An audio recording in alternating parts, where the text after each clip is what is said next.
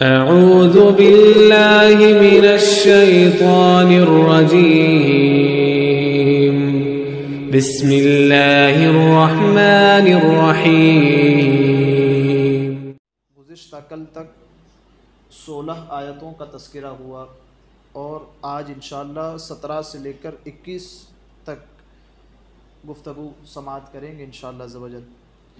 17ویں جو آیت ہے، اللہ تبارک و تعالی ارشاد فرماتا ہے یطوف علیہم ولدان مخلدون، ان کے ارد گرد ہمیشہ رہنے والے لڑکے پھریں گے، خدمت گزار، خدمت گار کہتے ہیں نا، خدمت کرنے والا، خادم، نوکر جس کو کہتے ہیں۔ اللہ تبارک و تعالی مقبول بندوں کو جنہیں جنت عطا فرمائی نا، ان کے لیے کام کرنے والے لڑکے کیسے کہ وہ ہر وقت ان کے پاس چکر لگاتے رہے۔ کس چیز کی ضرورت ہے وہ فوراً حاضر ہے، کوئی چیز چاہیے فوراً وہ حاضر ہے۔ آگے قرآن بیان فرماتا ہے بِأَكْوَابٍ وَأَبَارِيكَ وَكَأْسٍ مِّن مَّعِينٍ، اور وہ کرتے کیا ہوں گے آپس میں وہاں آ کر ان کے پاس کھڑے رہ کر کوزوں، کوزہ جس کو کہتے ہیں پیالہ، کوزوں، سراہیوں اور آنکھوں کے سامنے بہنے والی شراب کے جام کے ساتھ وہ ان کے پاس آتے ہوں گے اور واپس جاتے ہوں گے۔ کہ پانی کی حاجت ہے تو وہ آئیں گے اور پانی پیش کریں گے، کسی اور چیز کی حاجت ہے وہ آئیں گے اور وہ پیش کریں گے۔ یہ ایک چیز۔ اس کے آگے ارشاد فرمایا جاتا ہے لا یصدعون عنہا ولا ینزفون، اور جب وہ اس کو پیئیں گے اس سے نہ انہیں سر کا درد ہوگا اور نہ ان کے ہوش میں کوئی فرق آئے گا جسے وہ پیئیں گے، وہ جو جام ہوگا میٹھا۔ اور آگے وفاکہۃ مما یتخیرون، اور پھل میوے جو جنتی پسند کریں گے، جو وہ چاہیں گے وہ میوہ اور پھل ہوگا۔ ولحم طیر مما یشتہون، اور آخر میں بیان فرمایا جاتا ہے اور پرندوں کا گوشت جو وہ چاہیں گے اس پرندے کا گوشت انہیں پیش کیا جائے گا۔ تھوڑا اس کو سمجھتے ہیں یہ کیا آگے کہ یہ جو آیتیں بیان ہوئی اس میں اللہ تبارک و تعالیٰ نے اہل جنت کی خدمت کے لیے، ان کی نوکری کے لیے، اہل جنت کی خدمت کے لیے ایسے لڑکے پیدا کیے ہیں جو کبھی مریں گے نہیں، جو کبھی مریں گے نہیں، وہ ہمیشہ ان کی خدمت کرتے رہیں گے۔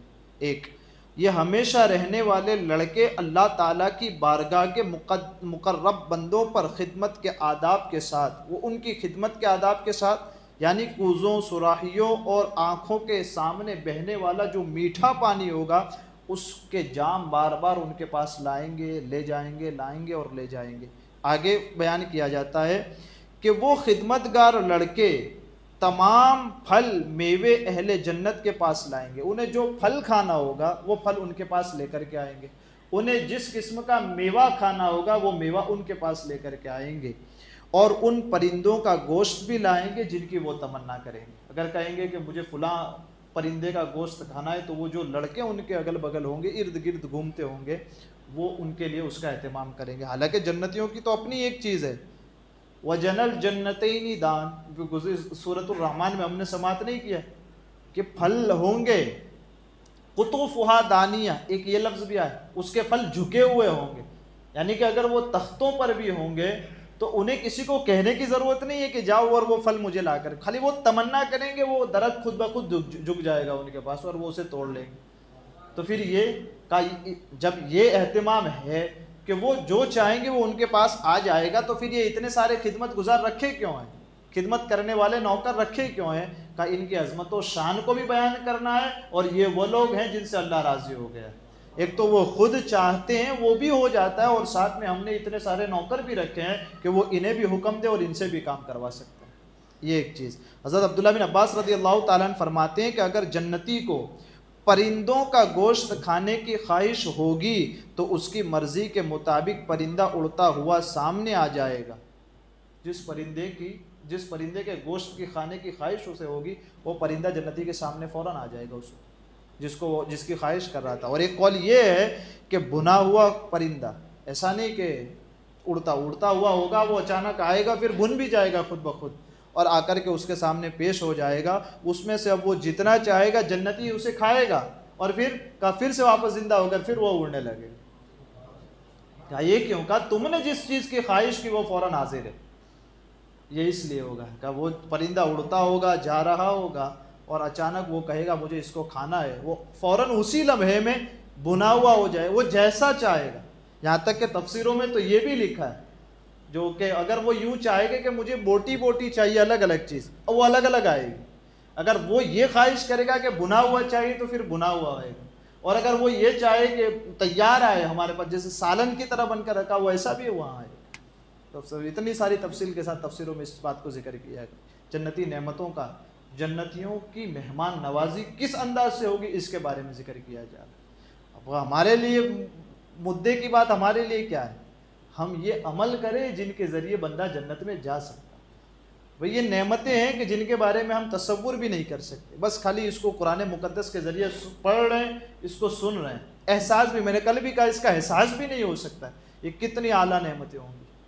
بس یہ دنیا کے اندر کچھ چیزوں کو دیکھ کر ہم اس کے اوپر اندازہ لگاتے ہیں کہ ایسا ہو سکتا ہے یا ایسا ہوگا، لیکن یہ وہ نعمتیں ہیں کہ جن کا احساس بھی نہیں ہو سکتا کہ وہ کس درجہ ہوں گی. کیونکہ بادشاہ، ایک دنیا کا بادشاہ کسی کی مہمان نوازی کرے تو کوئی چیز کی کمی نہیں ہوتی. وہ جتنا سوچ کے جاتا ہے کہ بادشاہ یہ چیز پکائے گا یا بادشاہ کے وہاں یہ چیز کا اہتمام ہوگا، اس سے بڑھ کر چیزیں بادشاہ رکھتا ہے اپنے پاس. تو پھر جو دنیا کا بادشاہ ہے اس کی مہمان نوازی کا عالم کیا ہوگا. چیز ہے نا بھئی، یہ ایک سمجھنے والی بات. اس کو حضور صلی اللہ تعالی وسلم کی حدیث پاک سے سمجھتے ہیں کہ حضرت عبداللہ بن مسعود رضی اللہ تعالیٰ عنہ سے روایت ہے کہ نبی اکرم نور مجسم صلی اللہ تعالی وسلم نے ارشاد فرمایا، بے شک تم جنت میں اڑتے ہوئے پرندے کو دیکھو گے، تم جنت میں اڑتے ہوئے پرندے کو دیکھو گے، تمہارے دل میں اسے کھانے کی خواہش بھی ہوگی. وہ جب اڑ کر کے جائے گا تو تمہارے دل میں خواہش ہوگی کہ میں اسے کھاؤں. وہ اسی وقت بنا ہوا تمہارے سامنے پیش ہو جائے گا. حضور صلی اللہ تعالی وسلم کی حدیث پاک ہے، اسی وقت وہ تمہارے سامنے حاضر کر دیا جائے. خاص یہاں ایک چیز یہ بھی ہے کہ گوشت کا تذکرہ ہوا. بہت ساری چیزیں اوپر ذکر ہوئی کہ پانی کے جام کا ذکر ہوا، ساتھ میں میووں کا بھی ذکر ہوا، لیکن خاص طور پر وَلَحْمِ طَيْرٍ مِّمَّا يَشْتَهُونَ یہاں جو فرمایا گیا، یعنی کہ پرندوں کا گوشت ہو. خاص پرندوں کا گوشت کیوں ہے؟ سمجھ رہے، میں جس بات کی طرف آپ کو لے کر کے جانا چاہتا ہوں، کیا پرندوں کے گوشت کی تخصیص کیوں ہے؟ گائے، بیل، بکرا، بھیڑ، دمبا، اس کے بارے میں تذکرہ، گوشت کا ذکر ہے. لیکن یہاں خاص طور پر کس چیز کو ذکر کیا؟ پرندوں کا ذکر، پرندوں کے گوشت کا ذکر کیا ہے. اہل عرب نا، جب یہ قرآن مقدس نازل ہوا عربوں کے درمیان اس وقت بھی پرندے کے گوشت کو وہ بہت زیادہ اہمیت دیتے تھے. اہمیت یعنی وہ یہ سمجھتے تھے کہ بادشاہ ہی صرف کھا سکتے ہیں پرندے کا گوشت. سلطنت چلتی تھی پہلے تو بادشاہ رہتے تھے، تو وہ کیا سمجھتے تھے کہ گوشت پرندوں کا جو ہے وہ صرف اور صرف بادشاہ لوگ کھاتے ہیں، اور عام رعایا کے لیے پرندے تو ان کو میسر ہی نہیں آتے، وہ کھا ہی نہیں سکتے. تو خاص طور پر ان کا ذکر ہوا کہ جن کے بارے میں تم یہ سوچتے تھے کہ اسے صرف بادشاہ ہی کھا سکتے ہیں، اگر تم ہمارے احکام پر عمل کر کے اور ہمیں راضی کر کے یہاں ہوگے تو ہر ایک کے لیے ہم نے پرندوں کا گوشت رکھا. اور سب سے زیادہ پرندے کا گوشت لذیذ ہوتا ہے کھانے میں. اللہ تبارک و تعالیٰ جنت کی اس نعمتوں سے ہمیں مالا مال فرمائے، اہل جنت میں ہمارا شمار فرمائے. ہمارے کہنے میں، آپ کے سننے میں آمدن صحبن کوئی خطا ہوئی ہو، اللہ عز و جل اپنے حبیب کے صدقے اسے معاف فرمائے. استغفر اللہ ربی من کل ذنب و اتوب